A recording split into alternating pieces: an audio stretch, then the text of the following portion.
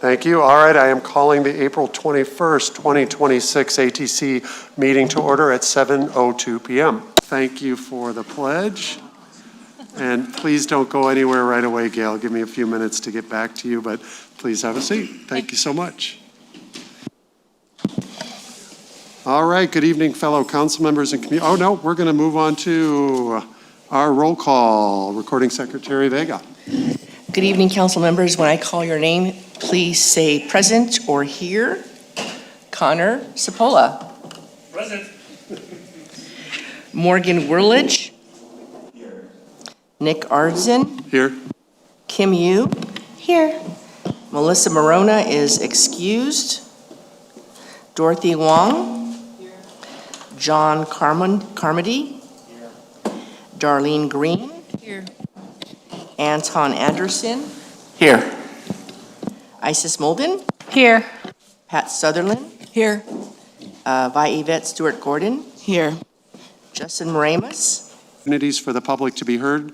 We have added public comment sections. There is now an earlier public comment section, and then later we have an opportunity to make comments on agendized items. So if you hear something, comments on agendized items. So if you hear something during the meeting you want to make a comment on, we have kept that second public comment period, the appropriate council member, so they can reach back to you. Public comments are limited to 2 minutes. Council members, the Altadena Town Council Executive Committee met tonight. Seeing none, I will entertain a motion to approve the agenda with said changes. I second. Thank you, Councilmember Molden. I have a motion. Do I have a second? Second. Thank you. Who was that? Was that Anton? Thank you. Councilmember Anderson. All right. All those in favor say aye. Aye. Any opposed? Any abstentions? Unanimous with the ayes. Great. We're going to move on to our recording secretary to approve our minutes. That is Secretary Vega. Does the chair have a chair report? Oh, I'm sorry, I do. Let's move on to officers' reports. Boy, do I. Excuse my lengthy chair report, but there's a lot to report this month. This month is Volunteer Month. And if any of you are Altadenans, which I'm sure most of you are, you know that we are full of incredible volunteers. But tonight we got to have with us my friend and an incredible volunteer, Gayle Nicholl-Ali. Gayle is a dedicated arts educator, photographer, and advocate for career technical education in visual and performing arts. Gayle has played a key role in shaping California's arts, entertainment, and design standards, reflecting her commitment to equitable arts education, the emphasis on equitable. She has received numerous honors, including the Crystal Apple Award, Teacher of the Year, and national and state leadership awards in arts education. Following the Eaton fire, she founded Altadena Photographers and now leads community-based storytelling initiatives, fostering healing, connection, and creative expression. I really could go on, but I've compiled it to that, Gayle. You just are an amazing member of our community. And earlier this month, I and other members of this council were honored to be at Congresswoman Chu's Woman of the Year Awards, where you were honored, along with local Joy Chen. We are a better town for having both of you, and I really appreciate you joining us tonight. Please help me thank and congratulate Gayle.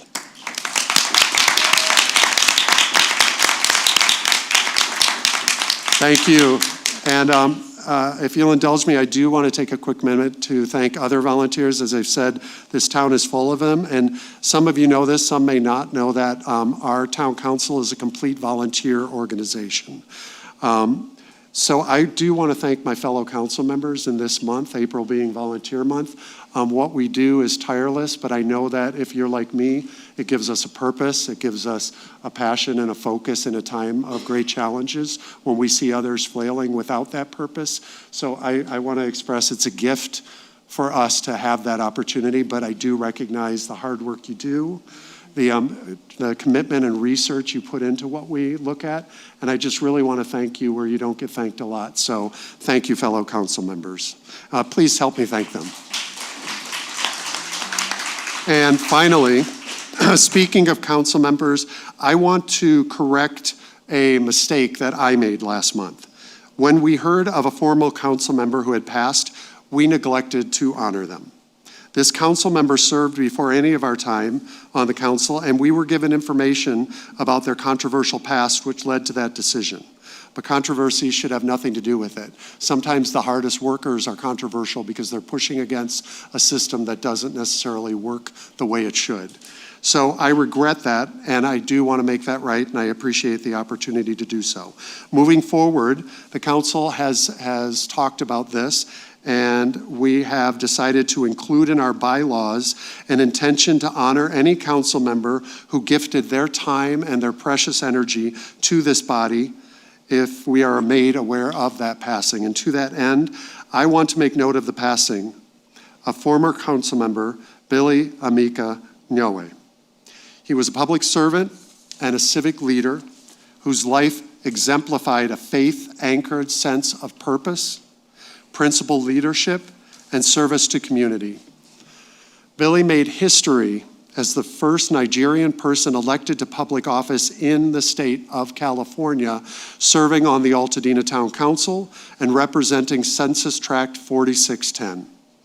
Records are hard to come by in this town sometimes, but as far as I can tell, he served roughly from 2003 to 2013, holding leadership roles including recording secretary and vice chairman. Altadena Town Council hereby honors and commemorates the life and legacy of Billy Amika Nyowe, recognizing his historic service, community leadership, and enduring contributions to public life. Billy's wife, Crystal, is here to accept a certificate on the behalf of the Town Council. Thank you for being here, Crystal.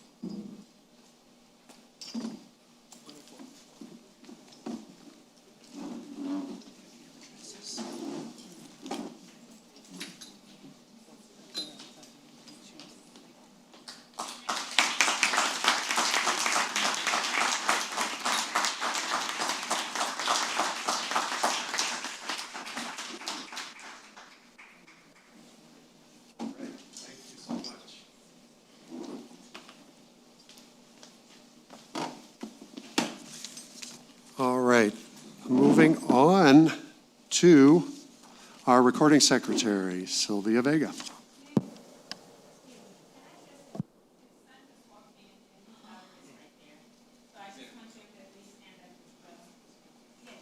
Great. I appreciate that. Let's hear it for Billy's family. Thank you so much.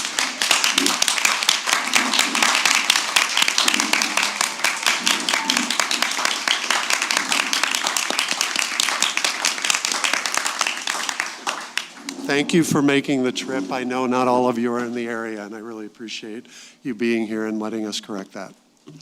I'm going to move on to 2.2, Recording Secretary Sylvia Vega. Council members, the March 2026 meeting minutes were distributed on Sunday, April 19th for your review. As no revisions have been submitted, I will open the floor to any final changes. Hearing none, I move to approve the March 2026 meeting minutes as presented. We have a motion. Do I have a second? Second.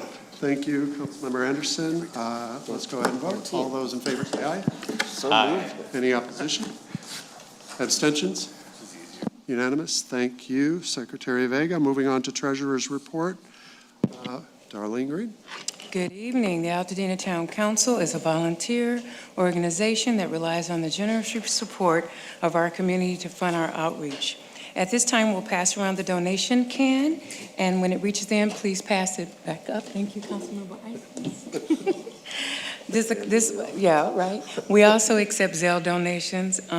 This month, the account began with $4,000 $396.27. Deposits for the month total $140 in Zelle and cash contributions. The withdrawals were $200 for community outreach, and the account ended with a balance of $4,336.27. The activity for the month reflects operations, continued community support, and align with our outreach. Thank you. This concludes the Treasurer's report. Thank you, Treasurer Greene. Moving on to a very full corresponding secretary report. Councilmember Yu. Good evening, everyone. I'm here to read into record, actually, the first letter to be read is one written by Councilmember Morgan Whirlidge regarding SCE, and I'm going to let him take it from here.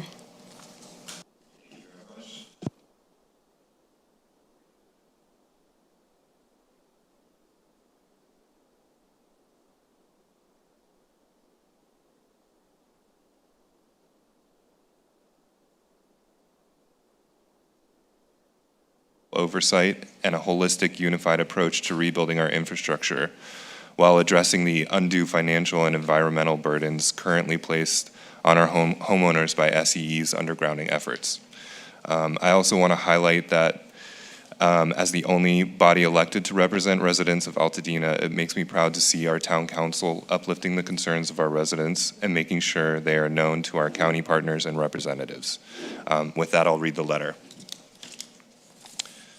To Catherine Barger. Dear Supervisor, the Altadena Town Council is writing to formally request the county's intervention regarding Southern California Edison's current undergrounding initiatives. While our community supports the long-term benefits of moving utilities underground, the current execution by SCE is placing undue financial and planning burdens on homeowners, causing irreparable harm to our heritage tree canopy, and proceeding without adequate local oversight. These issues have been repeatedly raised by our constituents for months on end, in public comment, forums with SCE, and in the media. As of March 28, 2026, over 120 residents have formally signed on to the actions outlined herein, providing firsthand testimony of the undue burden caused by SCE's current execution. Their collective feedback underscores a critical need for transparency and equity, especially for a community still in the midst of recovery. To resolve these systemic issues, the Altadena Town Council transmits the following requests from the community to the Board of Supervisors. We recognize undergrounding is complex and difficult to coordinate, but that does not excuse the manifest failures our community is witnessing by a company as well-resourced as SCE. The current lack of coordination is compounding the stress of a community still reeling from the Eden fire and risks causing further irreparable harm. Therefore, we are respectfully requesting that the County Board of Supervisors implement a temporary pause of all work being performed by SCE in the public right-of-way within Altadena related to the utility undergrounding until the oversight, coordination, and funding measures requested in this letter are formally established. Proceeding without the specific protocols risks irreversible environmental loss and subjects our constituents to unnecessary hardship that a well-planned project should avoid. Altadena deserves better. Thank you, Morgan. I will add, I think Morgan mentioned it, attached council members will be the full community letter that was so thoughtfully put together with a lot of exhibits, and we do appreciate that community input. Morgan, do you want to open it up to discussion, or shall we do, council members, so typically what would happen here, for those newer or those who are unaware, once a motion is put forward, there'll be a second that will lock the motion in. Second. The motion has not been put forward. Once a motion is put forward, we'll second it, then we'll have discussion as a council. This will also open up to potential public comment, and then we will take a vote based on that discussion and comment. Prior to that motion, we might want to, Councilmember Whirlidge might want to entertain any slight adjustments that we can do to the letter tonight, but that's at his, again, once a motion is in place, then we vote forward. Oh, parliamentarian-ish. Point of order. Any changes to the letter, since it's been read, will be to majority vote to the council. We would have to read it fully. Not at his discretion. Yeah. Okay. So, Councilmember Worlidge, how would you like to proceed? Should I make a motion to approve the letter? If you like. Okay, make a motion to approve the letter. I have a motion. Is there a second? The second comes from. Third. I'm going to give it to Chipola because he kind of jumped the gun there. We have a motion and a second. Let's move to discussion. Councilmember Wong. Yes, thank you for the letter. The one area that I am concerned that maybe we need to make clear is within the public right-of-way. In the current way that the boxes are going in is obstructing the right-of-way. So that's definitely a concern that will be also difficult to reverse. Yeah, I think given that the letter calls for a halt to the work in the public right-of-way, I think that would give ample opportunity to address the concerns, once the work has been halted. Councilmember Worlidge, is that, remind me, does this issue get, no, it is not specifically addressed, but. No, it's not specifically addressed within the letter, no. Thank you. Councilmember Chipola? Just by way of affirmation, I just want to say this letter is absolutely necessary. I could not support it more. I'm very proud of Morgan for all the work that he put into it and all the work he did with our residents and our neighbors, some of which are here tonight. And this will go a long way to solving an issue in 4601, but an issue that is coming to a census tract near you in the near future. So I would urge your support for this. Thank you, Councilmember Chipola. Councilmember Wilkins? To that, I crafted a little statement I'd like to read. I support this letter to county leadership since it's rooted in the trauma we all experienced on January 7th and 8th of last year. While specific elements are more useful and important than others, they're sort of like design plans for our future. Some elements will be carried out and expressed in our new home. Others we will discard and be thankful that we did. Of all these Altadena design elements we will consider, the one we must hold dear is that Altadena is and must forever be beautiful. Stub poles and willy-nilly wires and random utility participation will not be beautiful and will never be acceptable. To this, I call for Edison to do the heavy lifting as represented in the letter, as he has access to an amazing array of customer programs to help Altadena move forward towards a green and sustainable future for our children, including ones to help us connect to a clean grid. I know because I evaluate them.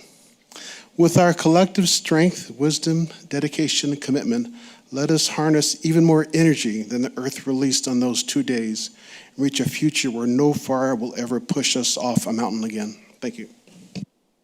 Thank you, Councilmember. Any other comments? All right, we'll go to public comment. Would you mind, we have one ready, but before we do that, I just want to, let's read that one, please. For a special presentation comment, please comment only on this presentation. Please fill out a comment card in the back and hand it to a council member. All comments will be limited to 2 minutes per speaker, and no questions will be answered by council members or presenters. Thank you. Thank you, Darlene. All right, Kim, go ahead. First up, we have Robert Steller.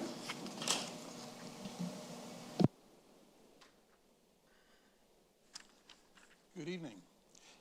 I've discussed our concerns with the present undergrounding program at previous meetings, and I wish to express my gratitude to the council for its attention and rapid action on this matter. I also wish to acknowledge the efforts of Edison's staff on the ground to respond to our concerns. We envisioned neighborhoods with no visible utilities, save the streetlights. But drive up Maiden Lane, where there may be more hulking green Edison transformers than trees in front yards now. And the poles in our backyards will remain to support AT&T and Spectrum lines because they are not participating in the undergrounding. Why is this not a mandate from the county supervisors? Edison staff have said to residents that they do not know how to effectively communicate with the community and have no experience managing a project of this magnitude. Rich Reber's formal engineering change order for 68 homes on the Rosebud Circuit were met with gratitude from Edison as an effective way to communicate between our neighborhood and Edison, but it placed the burden on us, not on Edison. This again indicates that the necessary planning and outreach was not implemented by Edison or the county supervisors. This feels like it was a do something and do it fast situation, which needs to be paused, and a considered and complete solution to utility undergrounding be put in place, requiring AT&T and Spectrum to participate. So we've had some successful interactions with Edison, but we have not seen any indication that Edison's planning process is weighing the risk to existing trees, despite the recent letter of reprimand from the county supervisor's office. Edison is still placing service entrance connections under oak trees where homeowners will be unable to legally connect to them. One homeowner was told by Edison to just run the conduit directly through the roots of his oak tree. So we demand the process be paused and a complete solution to utility undergrounding be put in place, requiring AT&T and Spectrum to participate. On behalf of the Altadena community, I encourage the town council to vote yes on the proposed letter to be sent to the Board of Supervisors and express the will of Altadena's residents. Thank you. Thank you, Robert. We do not see any other comment cards. Are we mistaken in the intention of any in our hands? I see no hands. We're going to go ahead and move to a vote. All those in favor of sending the letter as is, say aye. Aye. Aye. All those opposed? Abstentions? All right, we have 14 ayes, 13. All right. Thank you. Morgan, before we move off this point, I just want to give you an opportunity. I believe just by showing up on our agenda, there's been some movement. Regarding a meeting? Yes, so there is, we are still figuring out the details of the meeting, but there will be a meeting between SCE, the county, and the Rebuilding and Infrastructure Committee. That's good news. Thank you for moving forward with that. Back to you, Corresponding Secretary. Next up, I will be reading into record a letter that is written in support of CORE in their request for grant funding. The next two letters we voted outside of, as the council knows, not our preference, and we've had lengthy discussions about what we would prefer with letters. But thank you for indulging me. I just want to make note, just to remind the council members, I think we're all dedicated to hopefully go through a letter process that allows us to have a discussion in public, have dissension, and have opposition, as well as advance forward people who are in favor of the letters, but to have that publicly and to be able to discuss it with each other in a respectable way. We didn't have the opportunity because of these rushed letters, but in the future we're looking for a process that allows it. So tonight we're just reading the letters. We're not going to read how the votes went, but these are two letters that were approved. But we want to, as quickly as possible, put these letters on the website along with any statements from people about the way they voted. So I appreciate your patience with that. And as we move forward, we'll solidify that. Thank you, Corresponding Secretary.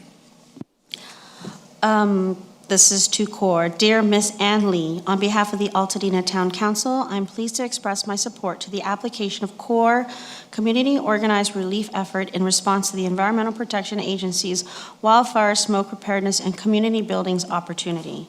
The Altadena Town Council is confident that if selected for funding, CORE's project activities, with our support in identifying educational opportunities and local buildings, will meaningfully expand knowledge about the impacts of wildfire smoke and equip local buildings to be more resilient to smoke.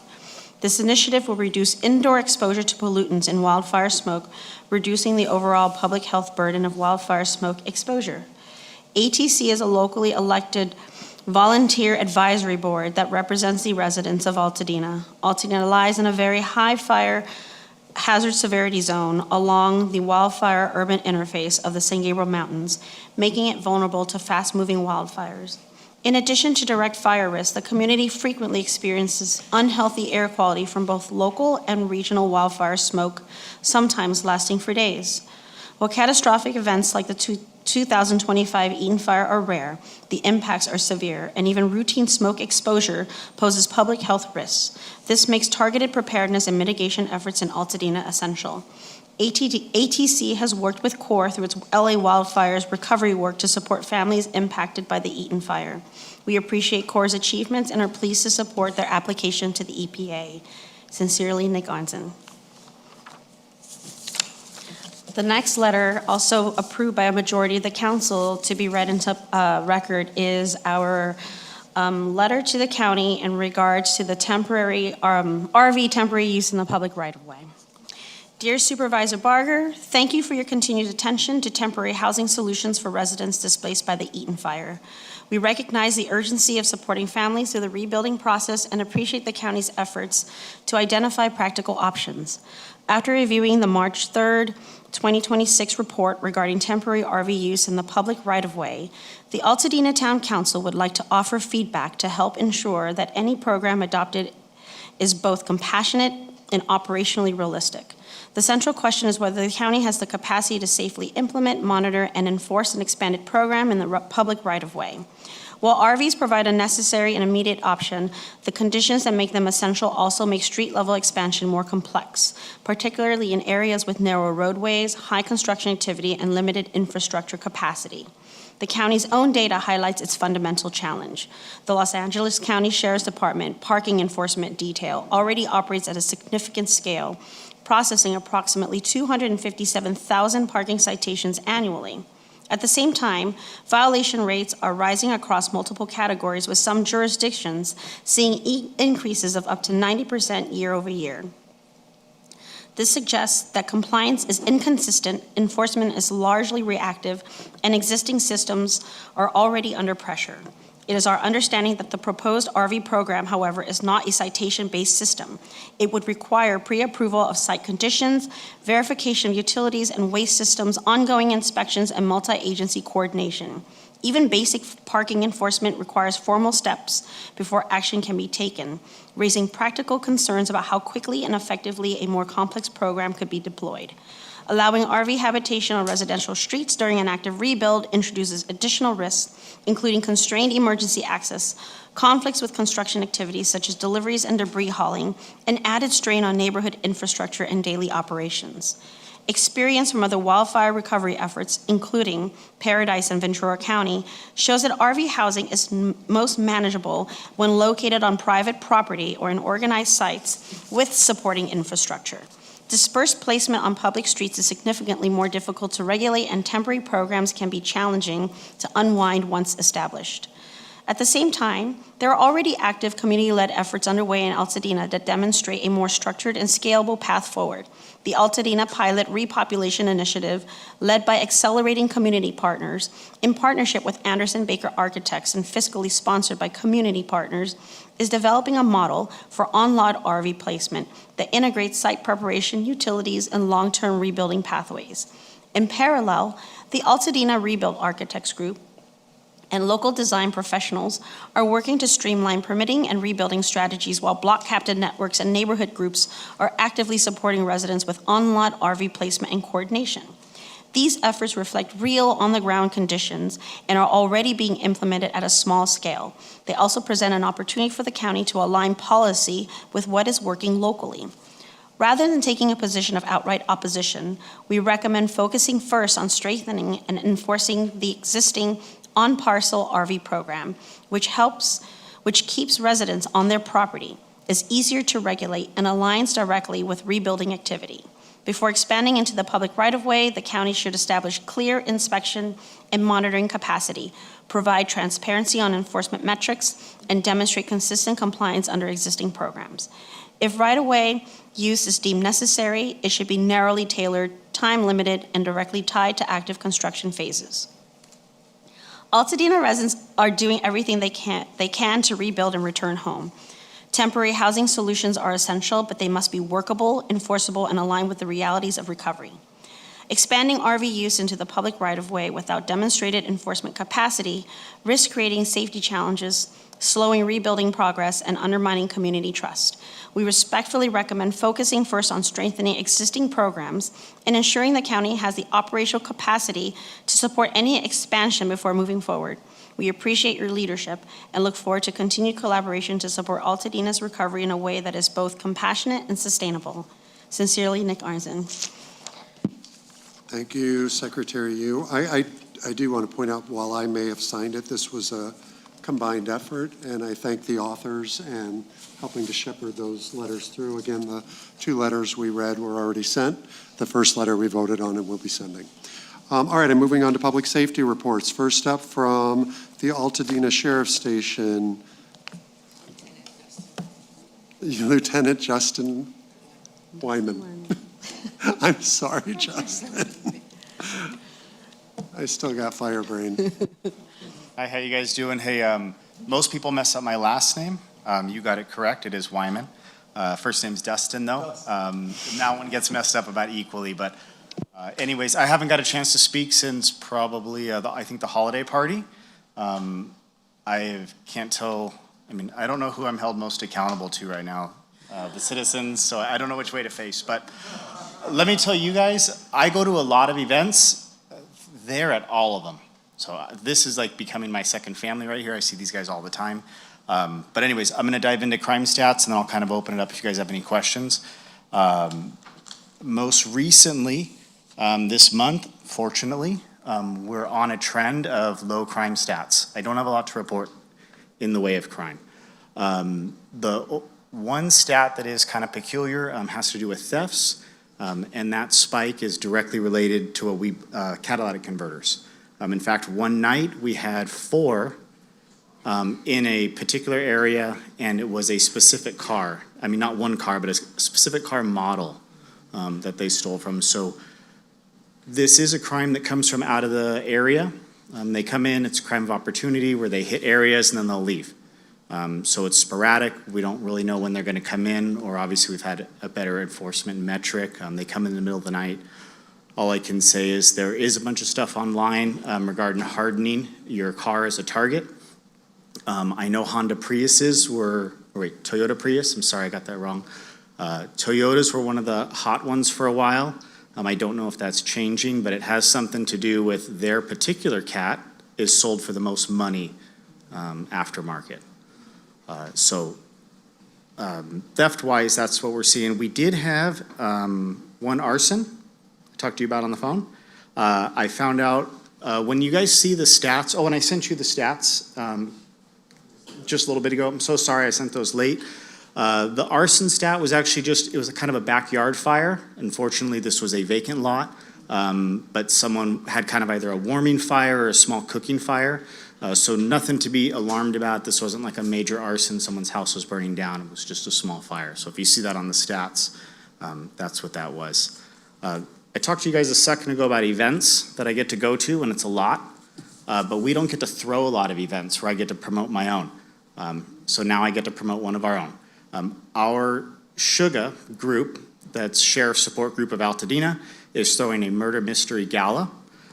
It is on, or is someone else going to talk about this, or can I do it? I do it? Okay. You go for it. Because we have a couple of Sugar members in the room. I didn't want to overstep here.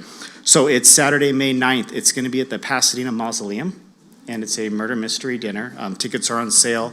I'll pass out some of the flyers. I'm not going to waste too much more microphone time going into it too much, but there are members here. If you're on Sugar, can you just raise your hand for me? I know we have one. Is it only one? She'll answer all your questions at the end. Okay. Did you mention that you will get a chance to solve the mystery and see if you can beat one of our own detectives at it? They will be solving, they have no clues to the mystery, but they will be solving, they'll start at the same time as you, and let's see if you can solve it before they do. Yeah, so sorry, I'm just kind of trying to hurry because I know microphone time's limited. I completely undersold this event. It's going to be catered. I believe they're going to have some sort of champagne and wine. There is like an actors group that's coming out that's doing the whole murder mystery. We have Altadena detectives you get to compete against. We don't know who the murder victim is going to be yet. I have a funny feeling it's going to be someone of note. I don't know. The Sugar members do know, I'm assuming, because they're planning it. The money does go back to Sugar, which, like I said, it's our support group. They help fill in the gaps from items the county buys for us, and then obviously items they don't. And anyone in public service can tell you, a lot of this stuff is self-funded, so we buy a lot of our own equipment. So Sugar is able to come in and kind of help us buy some of the equipment, kind of offset some of the funding. So they're a great resource for our station. And that is local, that's not Sheriff's Department wide. This is Sugar, just Altadena Station. So yeah, great way if you guys want to support the Sheriff's Station to attend the event.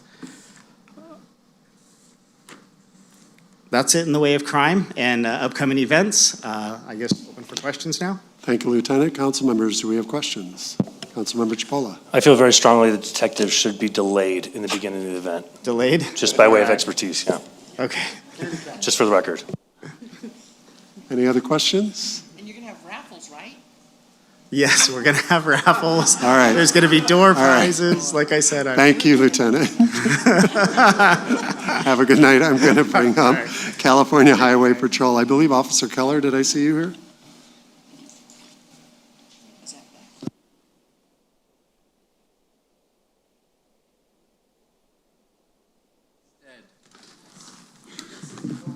Yes, it is me again. Hi, good evening, council members, members of the public. I'm Officer Brian Bay with the California Highway Patrol out of the Altadena area office, and I'll be presenting the traffic crash report for March of 2026. Unfortunately, we kind of experienced a little bit of some database, we'll just say technical difficulties, so I wasn't able to get the full picture of the traffic crash statistics for last month. However, if you allow me just real briefly, I just want to highlight some key objectives and results that the Highway Patrol has been working on within our communities as well as throughout the state. So the CHP has a goal throughout 2027 to recover approximately, our goal is 23,000 stolen vehicles. So far to date, we've recovered just shy of 4,000. For fentanyl seizures, our goal is to obtain or seize 2,000 pounds of fentanyl. So far, we've already seized over 2,050 pounds, and we're just 4 months into this objective. So I just want to highlight that. Organized Retail Task Force, our goal is 75 million, and we are at 73.7 million. So we are actively combating that. And then crimes against children, since we just started this campaign, we want to have a total of 100 investigations, and we're at 65. So those are just some of the highlights I want to present to the public as well as the council. Not all of this is happening within our community, but a lot of this is within the area. So I do want to highlight that. Also, I want to acknowledge the passing of Deputy Vargas. The CHP extends their condolences regarding that deputy's passing for last month. Also, we had our distracted driving awareness campaign from April 6th through the 13th. From the limited data I could get, we issued a total of 88 traffic citations within the general area, unknown about verbal warnings. We do educate instead of enforce as well. I do want to highlight that, but sometimes driving distracted can cause injuries. A notable event that happened in the community last month was an e-motorcycle crash that happened on Altadena Drive. I believe it was March 14th. Essentially, the rider of that e-motorcycle, which is not legal on these roadways, was passing a vehicle that was making a right-hand turn, I believe, on Santa Anita from Altadena. And a collision occurred. It happened with a minor, so that minor was transported with minor injuries to the Children's Hospital. So we are actively in that area looking for any kind of violations regarding e-motorcycles. I do want to also highlight the fact that our Captain Santiago will be actually transferring out of our office, unfortunately, effective May 1st of this year. We are gaining a valuable asset. However, we are accepting the promotion of Captain Victor Hernandez. He will be reporting July 1st, and he comes from the East Los Angeles area office with a lot of knowledge. In his stead, Lieutenants O'Brien and Bladow will be our management point of contacts for the council. I just want to make sure I highlight that. And then finally, we had 4 new officers report to our area yesterday. So they are eager and ready to help the members of the community. And that concludes my report. Thank you, Officer Bay. Good to see you. Are there questions for CHP? Councilmember Chipola. It's not a dumb comment. You have 4 additional officers That is correct. in addition to what you have had before. So in regards to how many we have. So 1 leaving, 4 coming in. No, so we're adding 4. The next 2 officers, I believe, that are transferring out of our office is not until August of this year. So We plus 1 in August. Correct. Okay. Thank you, officer. Thank you very much. Have a Have great a evening. good night. Good to see you. Next up, LA County, Maria Grycan, our friend, who has submitted stats that we're putting up here. Maria, we're transferring to just show the stats and get the highlights from you instead of going through all the stats. So good to see you. Good to see you too. You can't really see anything though. It's a great concept, but you can't really see it. These will also be on our site. It'll be very quick, very quick. Good evening, everybody. For the month of March, a total of 233 responses. There were 3 fires, which I will get to. 203 medical calls with 205 patients total. 4 service calls, 4 hazardous situations, and 19 that are considered no emergency. So we did, one of the public service calls was actually a still alarm. The firefighters at Fire Station 11 right around the corner heard a loud crashing sound and walked out the station, and the strip mall that had burned across the street from them, there was a partial collapse of the south-facing wall. So it did do damage to a couple of cars that had been parked on the street there. Those cars were towed away. Public Works came and they took charge of the rest of it. The 3 fires we had, one was actually not a fire. It was smoke coming out of the air conditioning vent.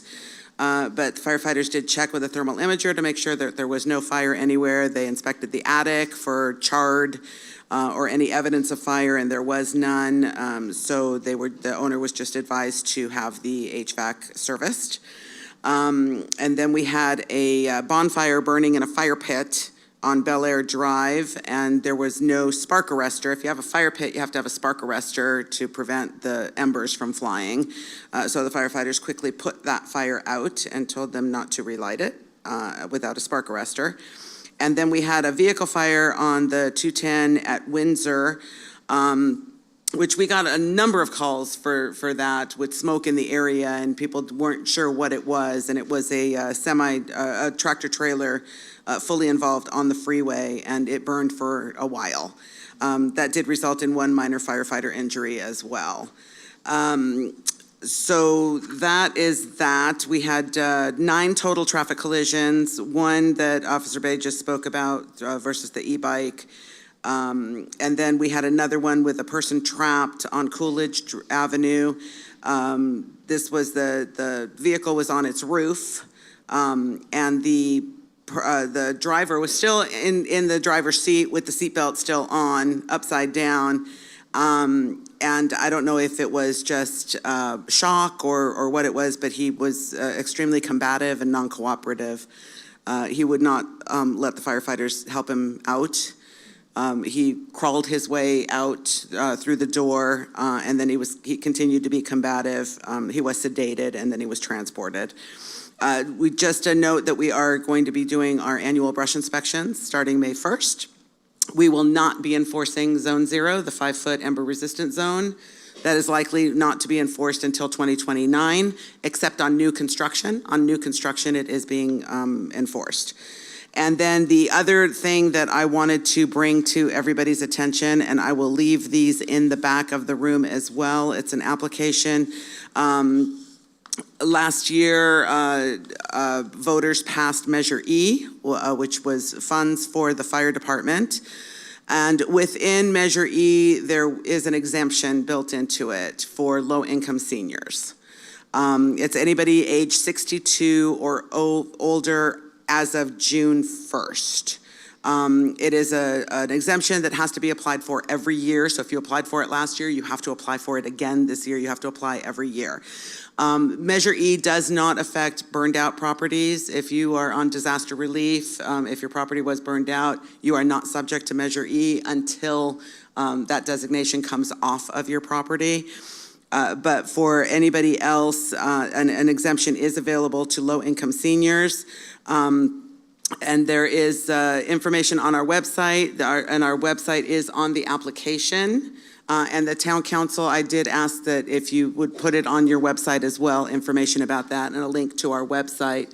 I will leave the applications here. You just have to show proof of age, proof of residence, and one other thing, proof of age, the property tax bill, the proof of age, and the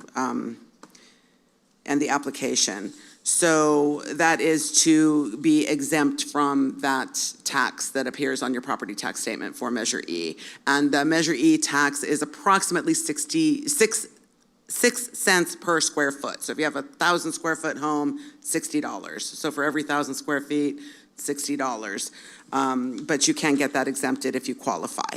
So that is, I just wanted to make sure everybody was aware of that. The deadline to file for that exemption is May 31st. So I will remind you again next month. But May 31st is the deadline, and the applications for the exemption will be on the back table. Any questions? Thank you, Maria. Council, any questions? All right, you did a thorough job. Thank you so much. Thank you. Thank you. I'm going to move on to our general public comment. Darlene, would you read that? Yes. During general public comment, any person may address the Altadena Town Council. The Altadena Town Council welcomes public participation and input. Comments are limited to no more than 2 minutes. The council does not respond to public comments during meetings. If a response is desired, the comment will be given to the appropriate council member. Thank you.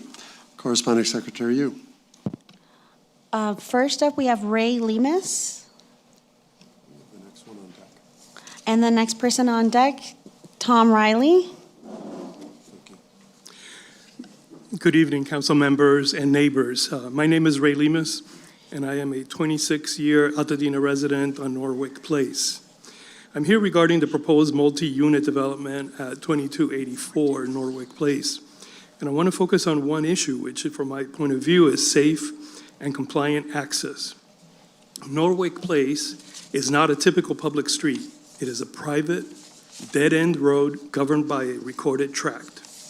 That means, in my opinion, that access is limited by the original tract design and physical constraints.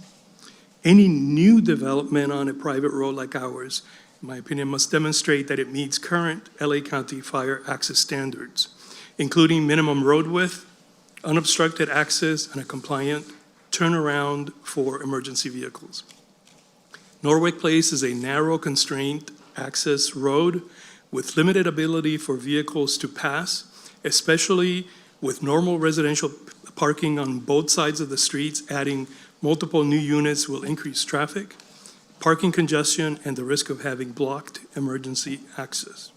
This is not a theoretical concern on my part. I think it is a life safety issue for every resident on our street. I would like to ask the town council to do 3 specific things. First is to advocate for a formal review of the recorded tract map, I believe it's tract 4612, to confirm the official street width and its legal access limitations. Second, urge LA County to require the developer to demonstrate full compliance with current fire access standards, including road width and turnaround capability. And third, ensure that no project moves forward until these safety and access issues are clearly resolved and verified. In closing, I would like to emphasize that this is not about opposing development. It is about ensuring that any new development is safe, appropriate, and most importantly, consistent with the infrastructure that actually exists and is in place. I thank you for your service to our community, your time and your consideration. Next up, Tom Riley. And on deck is Tony Bailey Rains? Rays. Sorry. Chair Arnzen, my intention was to speak on item 5 after the presentation. Okay. So I'll be back. Okay. Thank you.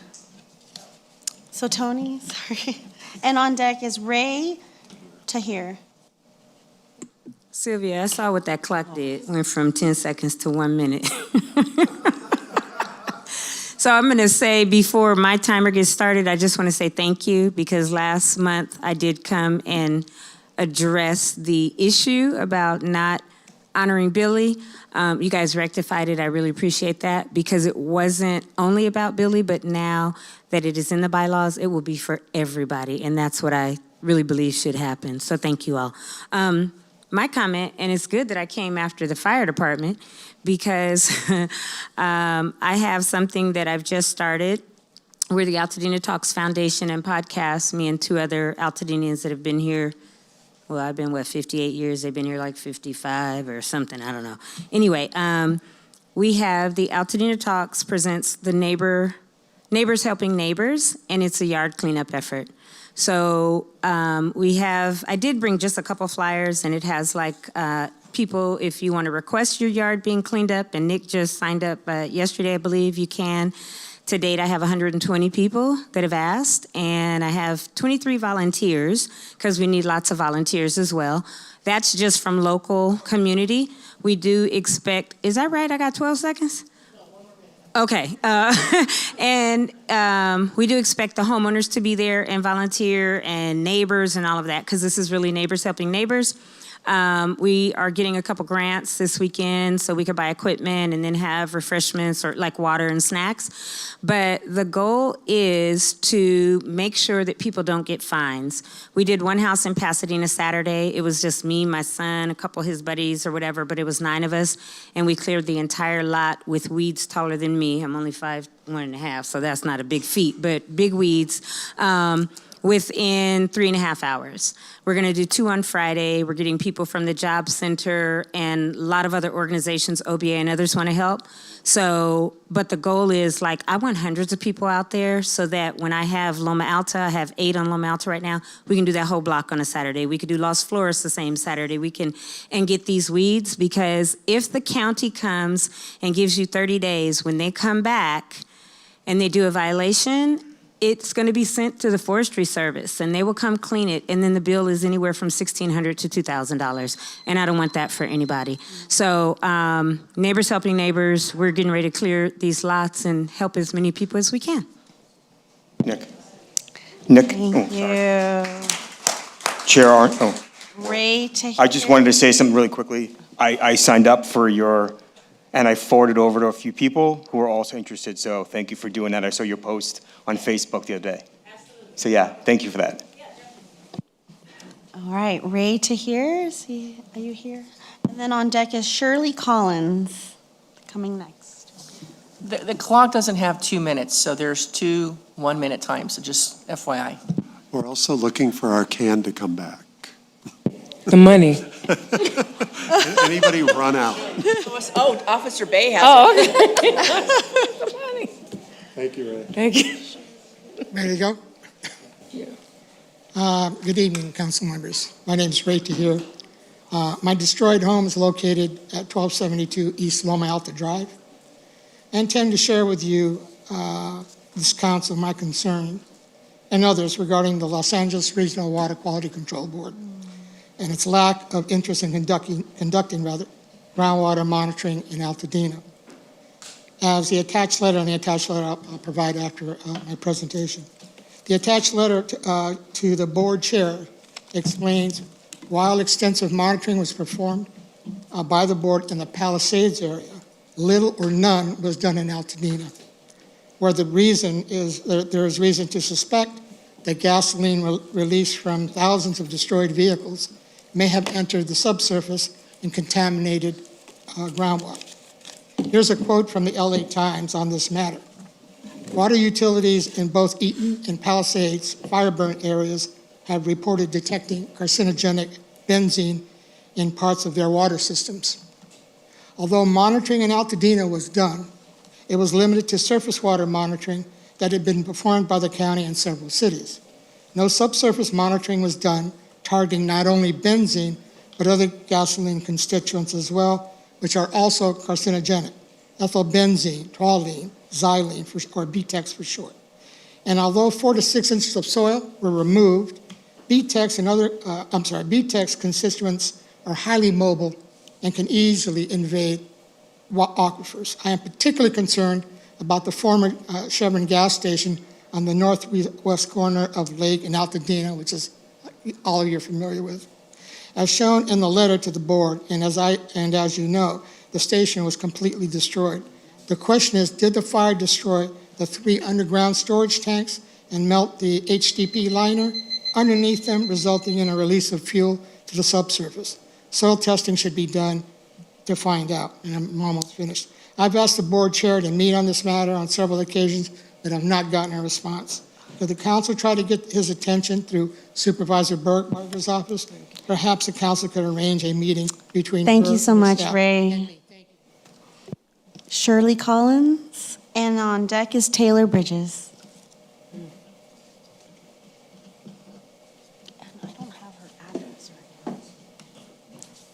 Good evening, Town Council and the Altadena community. I just wanted to say that we're comparing apples to oranges when it comes to the RV parking in Altadena. There is literally probably a handful of us that are on the streets. It's not a huge amount of us that are on the streets. And me even navigating through everything, having to self-represent myself in court to get a lien off my home that I just had released last week. I want to address the letter that was just written to Supervisor Catherine Bargan regarding families living in RVs in public right-of-way after the Eaton fire. The biggest concern I have is simple. No one from the town council reached out to the families actually living in these conditions before writing that letter. Not us, not others we know. And that makes the letter a one-sided narrative that does not reflect the people most affected. This is not a plight of RVs in the public right-of-way. This is a post-disaster recovery issue. Families living in front of their own homes because of their houses are uninhabitable or have no other option. Because insurance delayed, because rebuilding takes time, because systems that are supposed to help us recover have not moved fast enough. Every day we wake up wondering, is this the day we'll be cited? Is today the day we'll be targeted?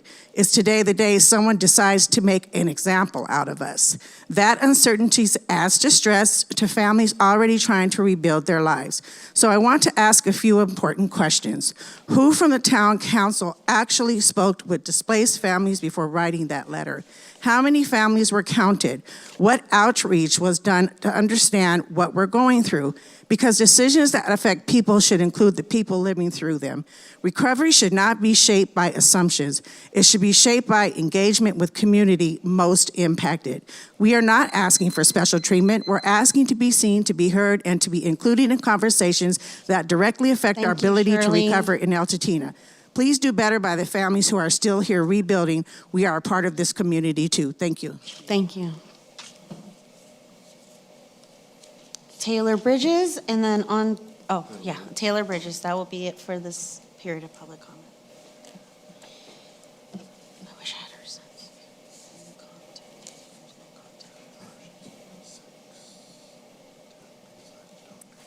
Good evening. My name is Taylor Bridges. I am a resident of Norwick Place here in Altadena. I also would like to speak tonight about the proposed development at 2284 Norwick Place and what it represents for Altadena more broadly. The development includes a 5-unit multifamily property where previously a single-family home stood. This property is toward the end of a narrow cul-de-sac that also holds at its center a large elm tree and a historic well for community gathering. This development raises density concerns on a private historic street that shares a common use right-of-way. I understand that state housing law, including SB 9, has narrowed the tools available to simply block projects like this outright. But I do not believe that means the community has no voice, and it does not mean every proposal should move forward without deeper scrutiny. Norwick is not just another parcel on a map. It is part of a neighborhood with real historic and cultural significance to Altadena, a previous Altadena heritage site, and this is exactly the kind of place where the county should be proceeding with care. After the fire, residents were assured that recovery would be thoughtful, safety-driven, and responsive to local conditions. The governor's own 2025 order acknowledged that SB 9 is not a one-size-fits-all solution in burn-scar communities, especially in areas with real evacuation and fire safety concerns. So the question here is not just whether this project can be processed, the question is whether it reflects the spirit of those commitments. My request is simple. Please do not allow this to be treated as routine infill. We would appreciate your advocacy to have it evaluated through the lens of cumulative density, evacuation realities, neighborhood character, and the long-term precedent it sets for Altadena. If we fail to do that here, then the community will understandably question whether the promises made after the fire are being meaningfully honored. Thank you for your service, consideration, and time. Thank you. That's the last one we have. Thank you, Councilmember Yu. Next up, we have special presentations. We will go to 5.1, LA County Public Works and Regional Planning Departments, Infrastructure, Alicia Ramos, Principal Engineer. Did I see Alicia here? Hi, Clark. Hey. All right.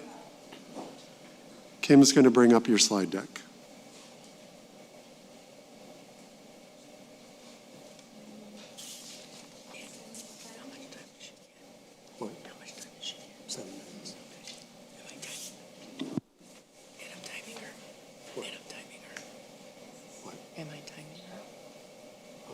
Let's just keep an eye on it and let them know when we're going to close.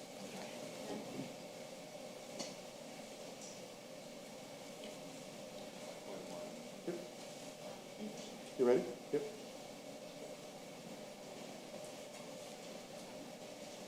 It was the first one we tested. Great. Turn some lights off, maybe.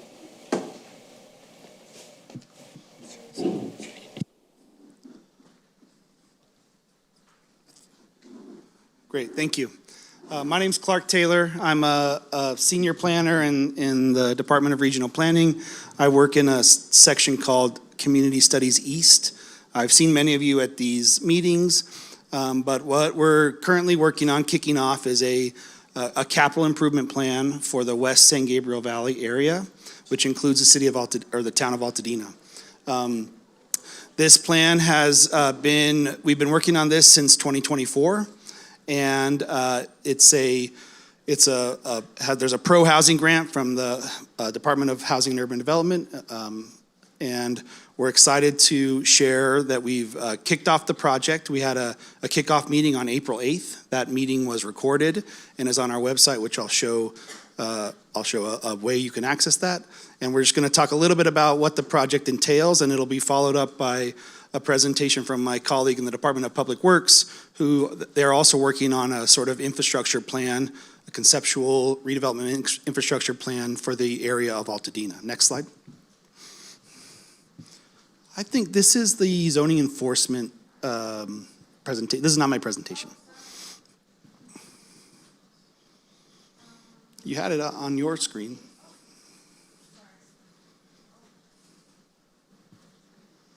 That's it.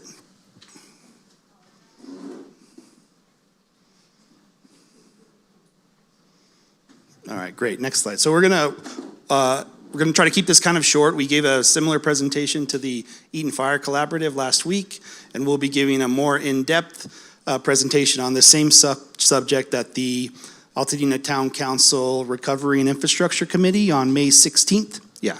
So we hope to, if you're interested in this, more info, we'd love to see you there. Next slide. So here's just a quick image of the West San Gabriel Valley planning area. I think most of you know this, but it's bound on the east by more or less the 605 freeway, on the north by the Angeles National Forest, and the west boundary sort of scoots along more or less the LA River, bordering with the city of Los Angeles. Next slide. The West San Gabriel Valley Area Plan was a project that was approved by the Board of Supervisors in December 2024 and adopted in March 2025. Because the plan was completed prior to the Eaton fire, it does not consider kind of the ramifications of this incredible disaster. And we recognize that, and our hope is to be able to incorporate what's happening in Altadena into the plan, and I think what Alicia talks about will kind of deal with that more directly. But the West San Gabriel Valley Area Plan identified the potential, there are some minor zoning changes that identified the potential of 1,700 new housing units throughout the West San Gabriel Valley. And so that's important because the capital improvement plan will seek to provide an infrastructure sort of development and funding plan organized around providing the necessary infrastructure for those areas with increased dwelling units. Next slide. We have a number of partners on this, including the Department of Public Works, Economic Opportunity, the Chief Executive Office, and the Chief Sustainability Office. Next slide. So what is a capital improvement plan? It's a plan that guides how the county prioritizes, plans, and funds infrastructure projects over a 10-year horizon. This plan will focus primarily on the categories of infrastructure that are owned and operated by the County of Los Angeles. So the original kind of idea for this plan was to address infrastructure needs in 5 categories: mobility or transportation, stormwater management, sanitary sewer, drinking water, and energy or electricity. Since that original plan was kind of envisioned, it's become clear that for the county to do the most good, we've got to focus on the assets or the kind of networks that the county owns and operates. We have very little power to kind of push, as a planning department, we have very little power to kind of push private utilities to change their operations or to increase capital expenditures or do other things that are quite obviously beneficial to the residents that they serve. So for that reason, we're focusing on stormwater sewer systems, stormwater management systems, sanitary sewer systems, and the road network and mobility systems. Next slide. So what maybe is interesting about this capital improvement plan is that because we're the Department of Regional Planning, we're making a concerted effort for community outreach to influence the priorities and framework that the plan will execute. Now, typically, I think capital improvement plans are more of a kind of a response to need. The age of infrastructure, things that are failing or wearing out, and sort of technical experts, staffers at the county, they look at all the needs and they see a road that was really bad, and that's where the capital improvement funding goes, right? And it doesn't always involve a lot of community engagement or input. This plan will have community engagement throughout the project. We've already kicked off with community engagement. We've had a number of we tabled at a number of resource fairs here in Altadena, been at town hall meetings, and we've released a survey that is still open and will remain open for the life of the project for folks to submit their kind of priorities around infrastructure needs and kind of the biggest problems that they see. At the end of the presentation, we'll have a QR code up there so people who haven't filled it out yet can find the survey and learn more. So that community engagement and input will lead to 3 sections of the plan. An analysis of existing infrastructure and gaps in that infrastructure network, an analysis of the cost of potential projects, including ideas around how those projects may be funded, and an environmental analysis of the potential projects as required by CEQA and the National Environmental Protection Act, NEPA. These 3 things together make up the capital improvement plan, which will provide a framework for prioritizing, organizing, and funding capital improvement projects as kind of with the community's voice as an amplified factor in that framework. Next slide. So there are 4 goals. The first is we want to provide accessible infrastructure to all communities. We want our infrastructure to be high quality and be available to all. We want to build sustainable and resilient infrastructure systems. We want to prioritize multi-benefit projects. A multi-benefit project is one that sort of checks multiple boxes in the different infrastructure categories. The easiest example I can think of is like a bike trail that is next to a bioswale. So the bioswale provides stormwater management capabilities, while the bike trail provides active transportation amenities. And finally, we want to align the priority of our projects with the county general plan, sort of using the goals and objectives of the county general plan, and by extension, the West San Gabriel Valley Area Plan, which has a section for Altadena, to use those goals and priorities which have been vetted with the community to guide where these infrastructure projects are prioritized. Next slide. So the timeline, like I said, we've been at this since the end of 2024. And so the timeline doesn't match up very well with Altadena recovery, and we are regretful of that, but we're sort of, especially the amount of community outreach that we hope to undertake, we realize that takes more time and it's a bit of a longer horizon.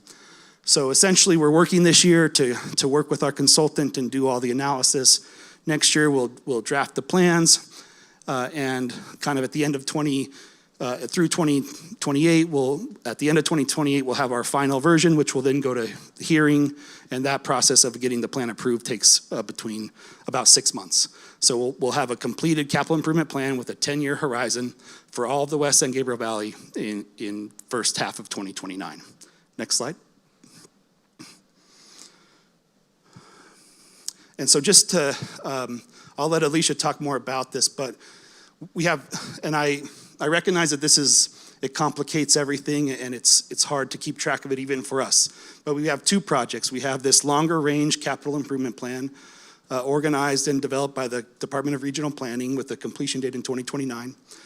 And then we have the conceptual infrastructure recovery plan being managed and implemented by the Department of Public Works. And that plan is specifically to the areas impacted by the Eaton and Palisades fire. And I'll let Alicia give kind of the completion estimate on that project, but it's much, much sooner than 2029. And part of how this is shaping out is we very much envision that the work done by Public Works with the conceptual infrastructure recovery plan will be a major influence on the kind of Altadena section of the West San Gabriel Valley capital improvement plan.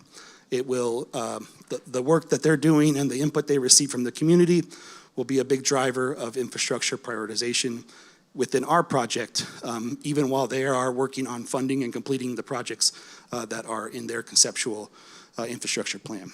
So I know we'll have time for comment, and myself, I'll be here after the meeting to answer any questions or share any additional information. But right now, I'd like to turn it over to my colleague, Alicia Ramos from the Department of Public Works. Next slide. One more slide. All right. Thank you, Clark. Okay, so Clark covered a lot of it, and as we said, we're here in partnership today. So regional planning is doing the larger area of the West San Gabriel plan, which includes Altadena and several other communities. Public Works is focusing on we call it the conceptual infrastructure recovery plan. That is focused on the two burn areas, Eaton fire as well as the Palisades fire. But of course, tonight we're going to speak specifically to the Eaton fire. And I just want to say thank you for having us tonight, and I really appreciate the experiences that have been articulated here tonight. Whether it's about this topic or something else, we're all kind of hearing and understanding what the impacts have been to you, and that is what we're here to hear and learn from. Next slide, please. Okay, we can pass this one. Short on time. We'll go to the next one.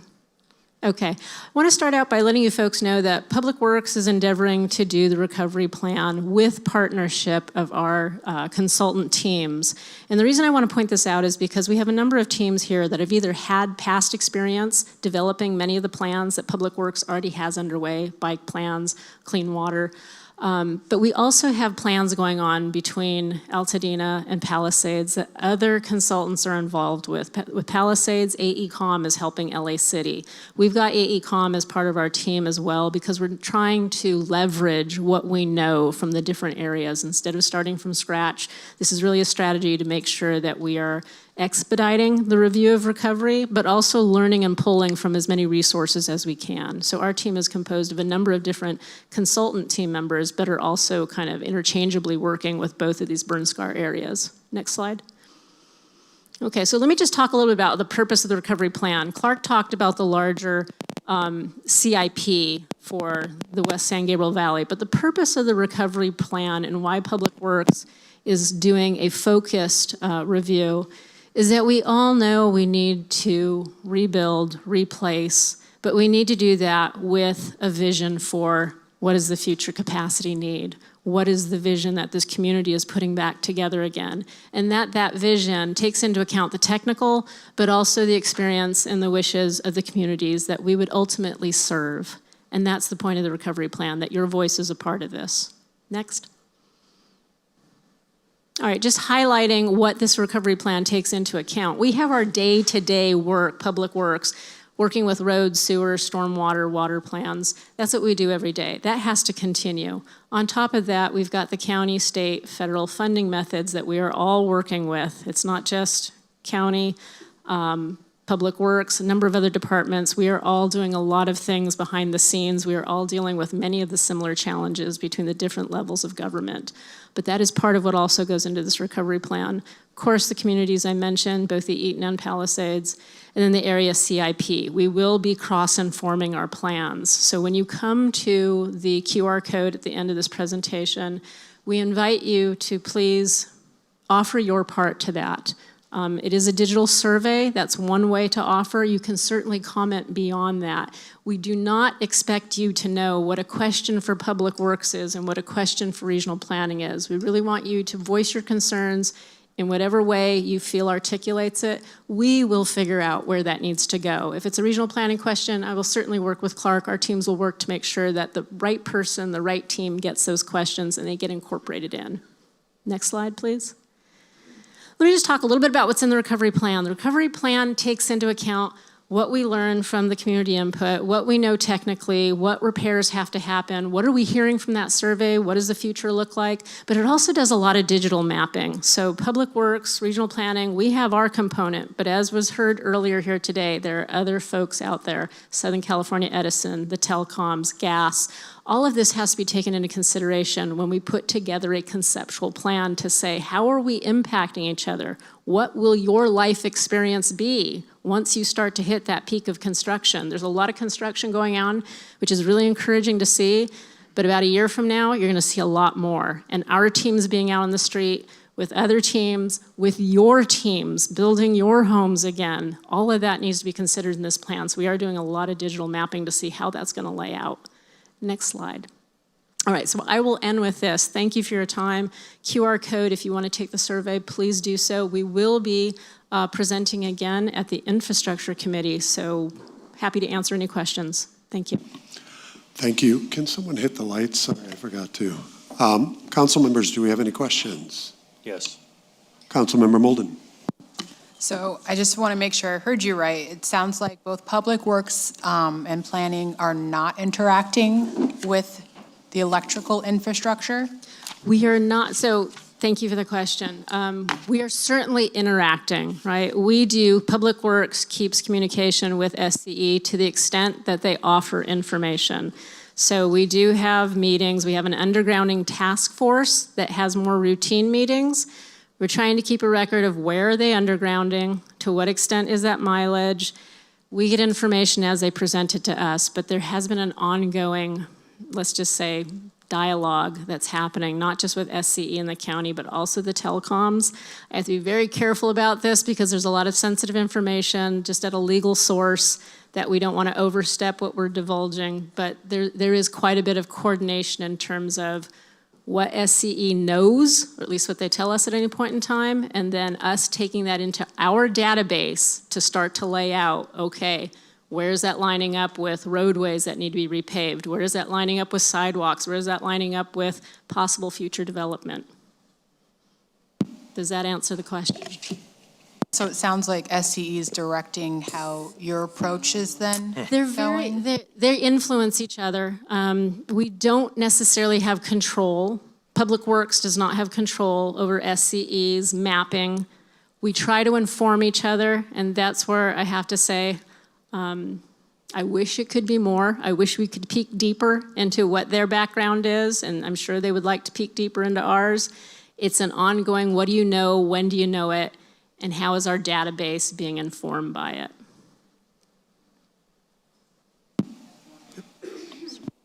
one other question. And then how is Public Works interacting with their water districts? So water districts, I'm going to be real careful on this because I want to first recognize that the water districts are entities of themselves right now.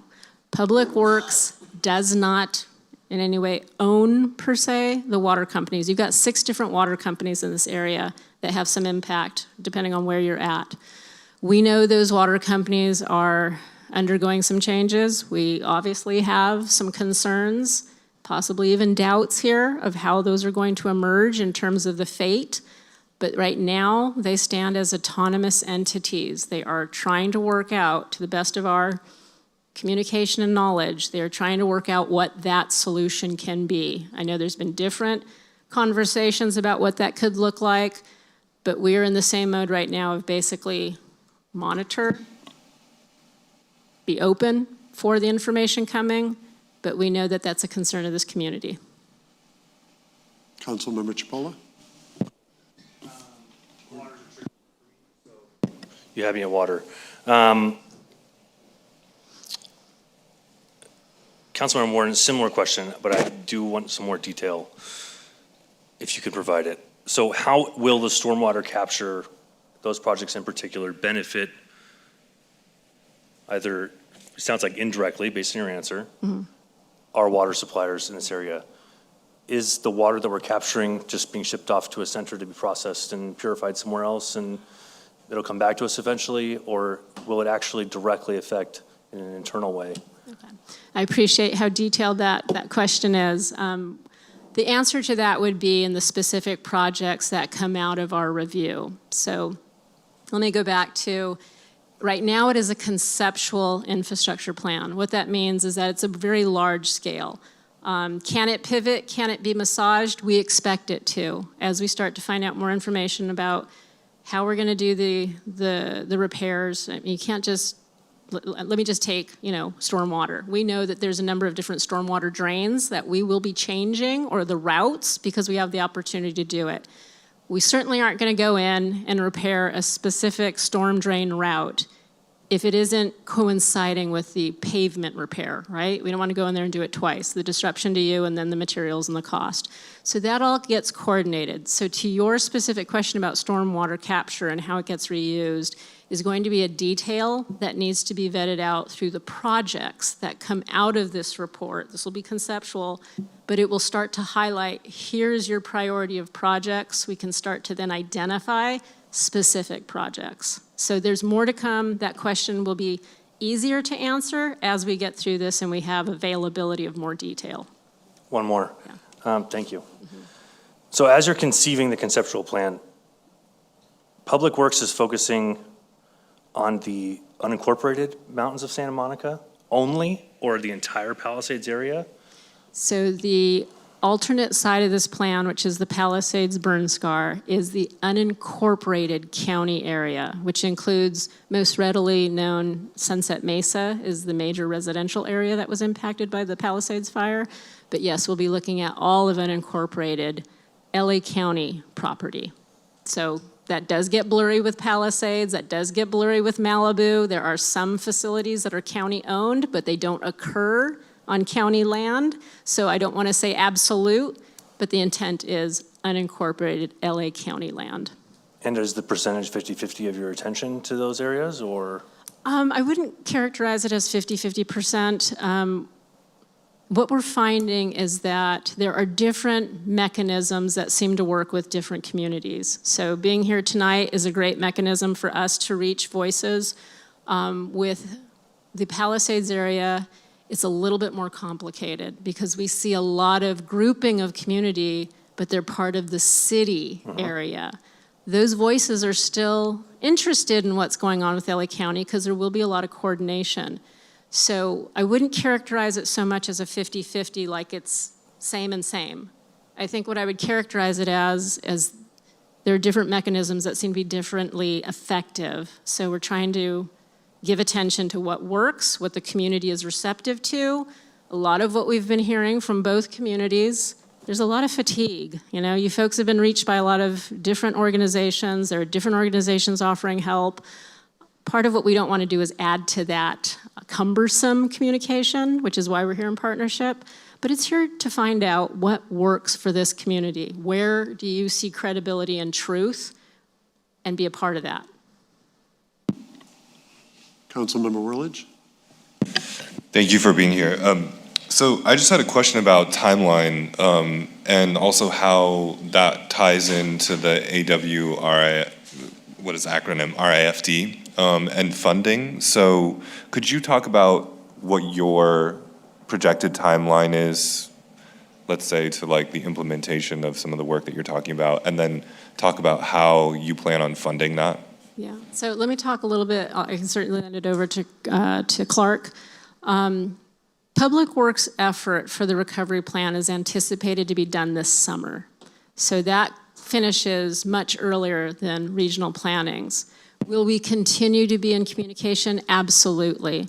And we'll continue to basically check in to see where are things lining up, where does regional planning have information that we could benefit from? And that's why it's important to think and remember it's a conceptual plan. It will become more detailed. It will have the ability to pivot, and it may have to, because our timing is a little different. To the point of funding, the Public Works Recovery Plan will anticipate in a large, let's just say, very high level, what those funding mechanisms are. There are certainly internal county revenue sources. There are grant funding. There is the potential still to pursue money at state and federal level. There are complications with that, I will admittedly say. There is the EIFD, the Enhanced Infrastructure Funding District, which has been established for Altadena. It's still yet to be established for the Palisades area, but that is also seen as a mechanism. So in terms of timing, I think that's a really tough question to answer right now. That's part of what the study is about. What is the scale of projects and vision? Where do we see funding, short-term, mid-term, long-term? And a lot of that right now is in the conversations and the dialogues being had, local, state, even federal level. We have representatives in Washington right now.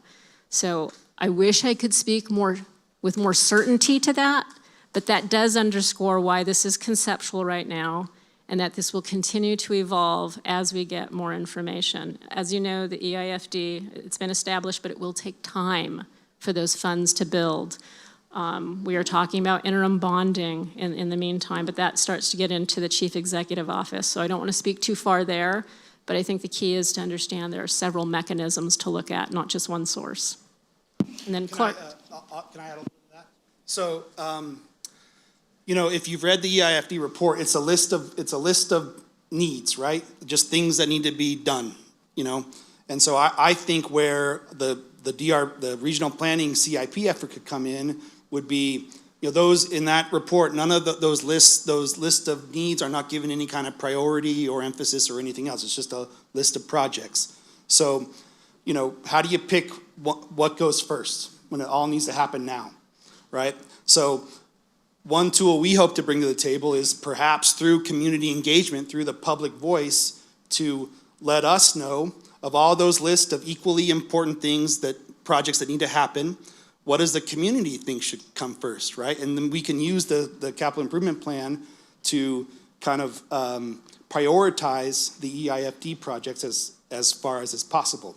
And then we certainly envision that the EIFD will, those funding streams will kind of influence, or we may make some kind of guesses about how those funding streams can kind of impact the plan over the next 10 years.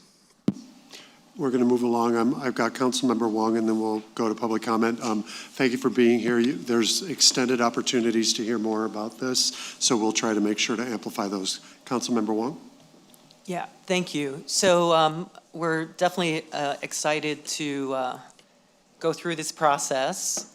My question is based on equity when it comes down to priority. Is there a framework that is prioritized? So, for example, areas that may have more traffic collisions or pedestrians getting struck crossing the street. So Woodbury is our most dangerous street right now, but at the same time, perhaps there's a lot to kind of decide what the priority is. So I would just ask what equity lens is being placed on this. Do you want to speak? Yeah, sure. So we have, our definition of equity is as opposed to equality, where everyone kind of receives the same. As opposed to equality, where everyone kind of gets the same. Equity allocates things based on a group or a neighborhood's needs, right? So it's not equal, but it's fair because the needs of each community are addressed, and some communities' needs are higher than others, some intersection needs are higher than others. So certainly, to kind of make a score, an equity score for a section of Woodbury is very challenging, but certainly we hope that equity will be a driving force for how the projects are prioritized. But it's just hard to say kind of exactly what that will look like across all of the West San Gabriel Valley. Thank you, Alicia and Clark, for being here. Totally appreciate it. I'll have you step aside. I'm just going to bring up public comment. There's a flyer in the back, and it does have that QR code if you missed it on screen. Thank you. Thank you so much. Tom Riley? Again, as Tom comes up, there will be other opportunities for more in-depth questions, and I know, Morgan, you'll be having one of those come up. Thank you, Tom. Good evening, Town Council. Can you hear me okay? I've been a homeowner resident since 2015. I've participated in a lot of the master plans that the community has put forward, the county, the sustainability plan, the CAP plan, active transportation. I'm a member of the county's bicycle advisory committee. So I have been through some of these plans. This is a daunting one for sure. But in the wake of the Eaton fire, I think this disaster has created a tremendous opportunity for all of us.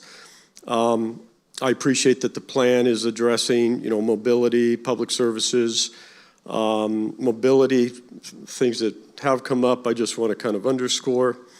I think an opportunity example would be to reclaim our public right-of-way where it had been given up.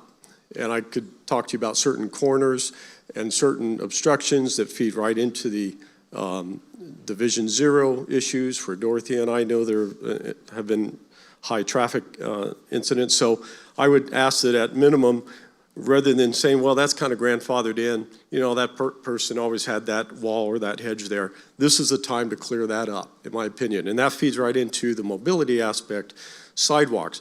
We have bus routes crisscrossing the area without sidewalks. We've had Metro's ADA expert in a wheelchair saying, I don't know how anyone traverses Fair Oaks, which happens to be the street I was on, and which happens to have had a fatality in 2023.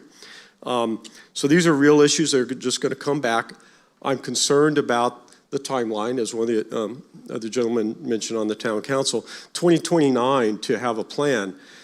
I would challenge the county, and within that plan, talking about the environmental and so forth. I'm a planner. I know how that goes. Two last things. I'd like to challenge the county to look at the low-hanging fruit. There may be opportunities for sidewalks and bicycle lanes that are pretty obvious, that shouldn't wait for 10 years to be implemented. I think that'll wrap up my comments. I want to applaud the multi-benefit project idea. I always support those for all the reasons you mentioned. I think that adding some park space, particularly wherever we can, and getting more use out of the park space is critical. Thank you. We're going to move on to community reports. Thank you, Kim, for having that ready. We're bringing up LAC Regional Planning. Sharon and Ramon, are you both here? And just a reminder, community reports are 5 minutes, and then we'll follow that with council questions.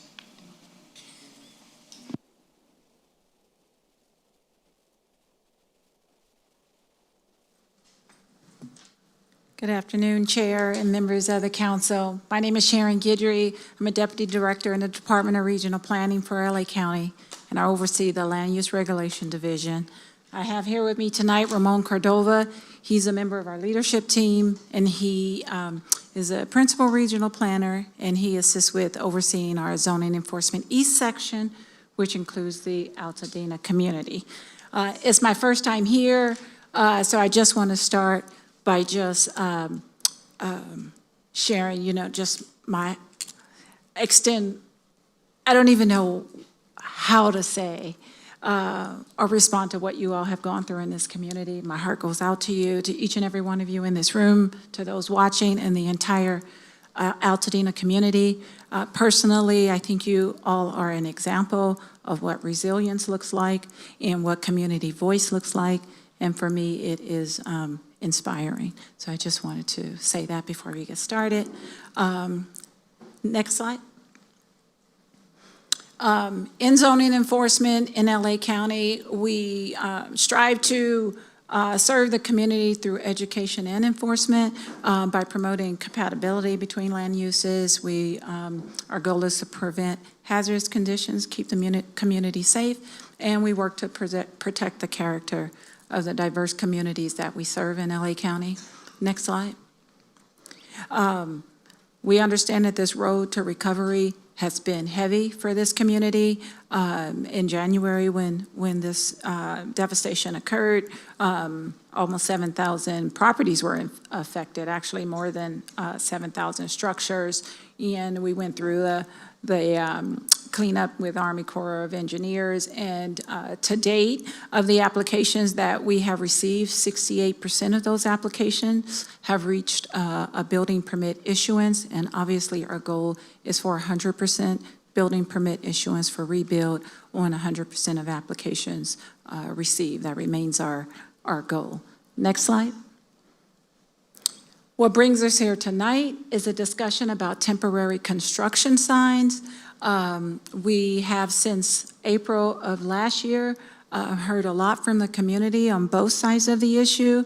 Those in support of enforcement of this issue have shared their concerns about protecting and I can barely see, enforcing sign to protect the homeowners, excessive signage, and their belief that it degrades the neighborhood and the culture of this community. There's just absolutely too many signs, they've shared with us, on properties where there are multiple signs, and that some contractors are using this disaster to take advantage of the community. We've also heard from members of this community who are against enforcement, and they have shared with us that it helps the homeowners with options when they see rebuild activity happening, and they're able to identify and get contact information for contractors where they can reach out and vet.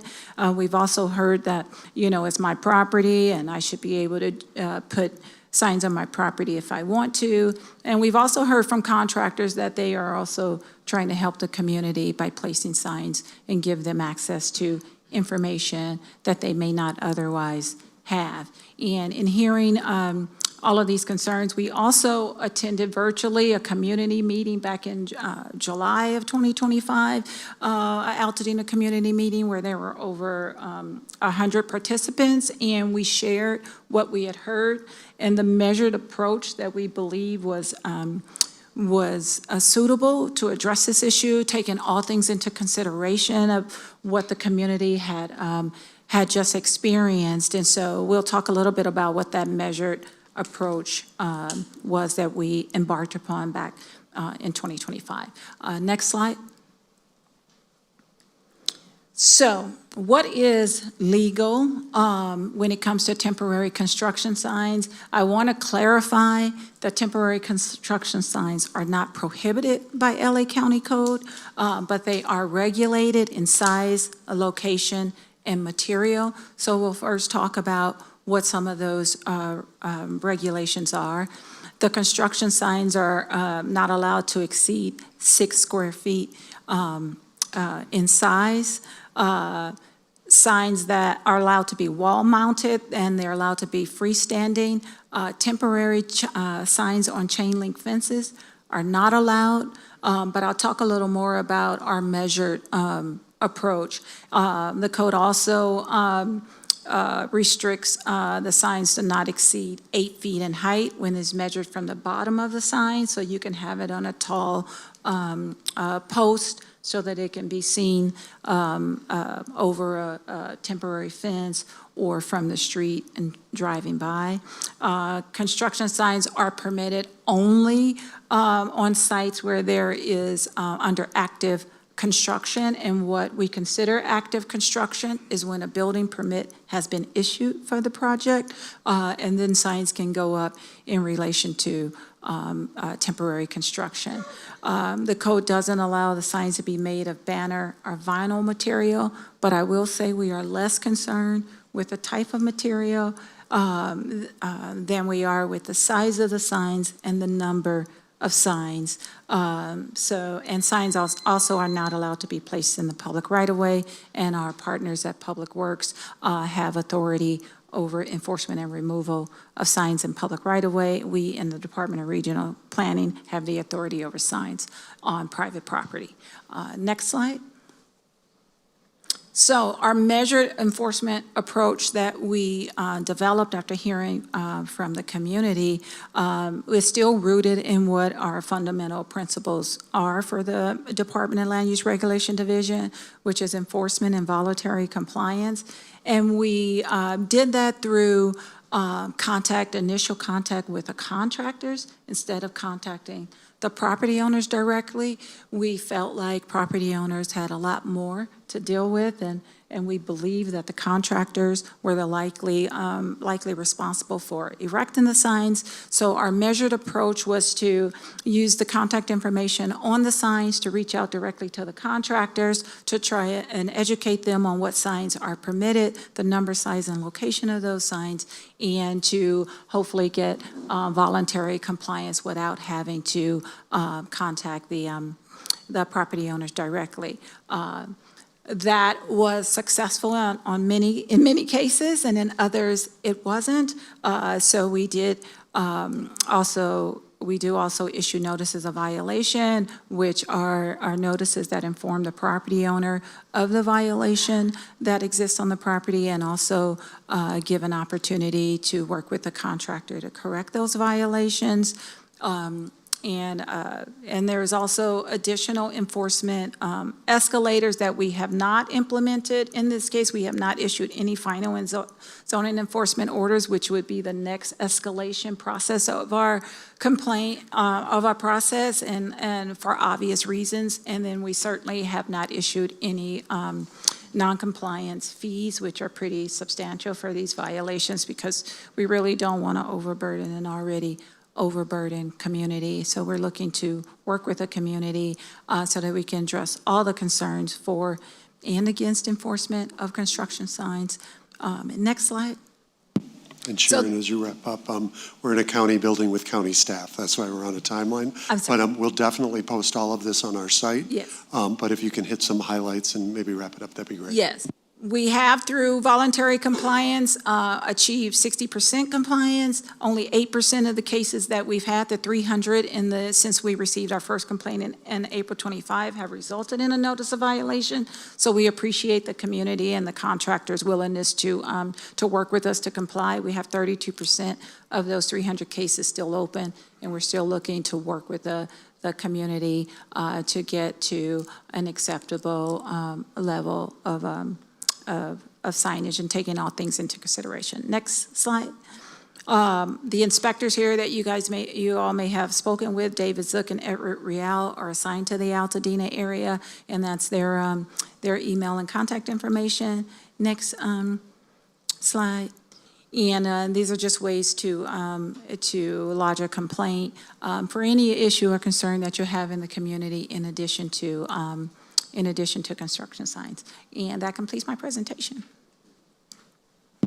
Ramon, did you want to add anything?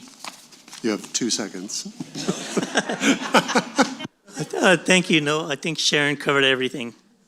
Thank you. I appreciate that. I'll turn to the council for questions for either of them. We completely appreciate, I hate to push a guest through like that, but thank you for coming out and for staying so late. We're going to move on. Thank you. I'm moving on to Parks and Rec, our friend Guillermo Portillo. Let's see how you do this, Guillermo. I'll go quick, I promise.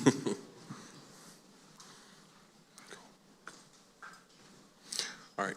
Hey, everybody. So I'm going to go through some of our park programs we got going on. Go to the next slide. We have our three main programs at the park, which is our teen program, our after-school program, and our Tiny Tots. Our spot's going to be hosting a Mother's Day and a Father's Day dinner, so we're inviting the teens to bring their parents. It'll be covered by our park.